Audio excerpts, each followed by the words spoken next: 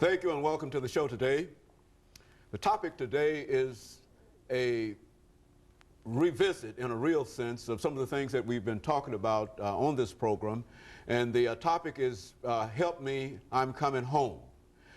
It is an effort on our part to deal with the problems that individuals who have offended against society are now coming back into society, and the whole question of readjustment. And so the essence of what we will talk about will come from Pastor KWalker. And of course, Pastor Walker, let me welcome you to the show this morning. Dr. Haney, thank you for having me again this morning, and it's my pleasure to be here. And to tell you how delighted we are to have you here, Pastor Walker. And I think as we predicted, it would be sort of a rough and bumpy start. Oh, yes. But primarily, you've given us so much excellent information. And what we'd like to do is to simply build upon that this morning by talking about these individuals who you have already identified as individuals who do need help. Yes. And they're coming out of these institutions of correction without any kind of sufficient information in order to carry them through, and in a real sense, many of them end up back where they started. Absolutely. And so let's do that today, Pastor Walker. But before we do that, let's have you to give us a little information about your background, your education, and some of the things that were important in terms of making you, in a real sense, a specialist dealing with incarceration. And I say that because we've had an opportunity on so many occasions to talk to you about it, and you have some real information in reference to this question. Okay. Well, Dr. Haney, I'm KWalker. I'm the pastor of the Hands of God Christian Church. I'm also the founder of the Hands of God Recovery Ministries here in Nashville. I was born and raised here in Nashville, educated in the public school systems, didn't graduate. Actually ended up getting a GED through OIC some years after I had attended the Navy and went to the Navy and got out of the Navy. Did a few college studies at Tennessee State, did some studies while I was incarcerated through Tribeca East Campus prison program. Don't have a degree in any particular field, but I got a measure of knowledge of a lot of different things, especially concerning important issues that we face in life on a daily basis. And that's why I'm here today. I spent time in active drug addiction for 17 years of my life.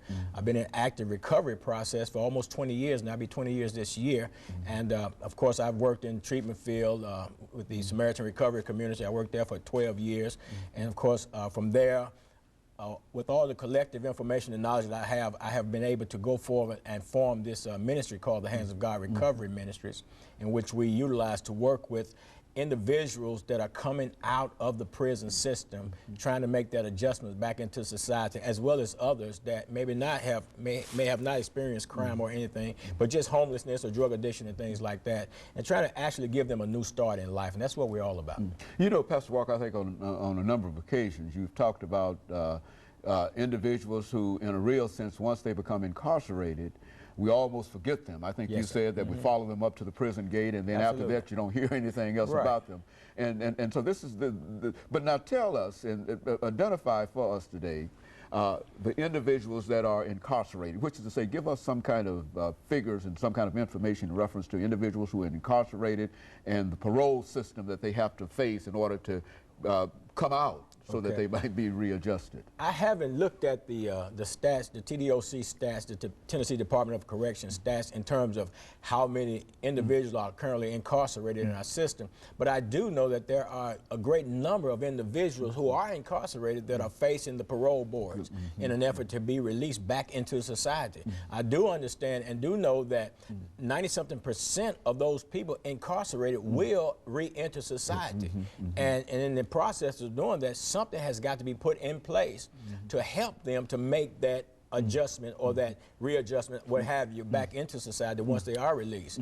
And now they have to go through this system, in the parole system. Now, this parole system that we're dealing with here, now you take an individual that's been incarcerated for years, and now they come up, they're having an eligibility date for parole, and they face the parole board. Now, during that process of time, a lot of these individuals have completed programs that are inside the institution that's designed to help to rehabilitate them.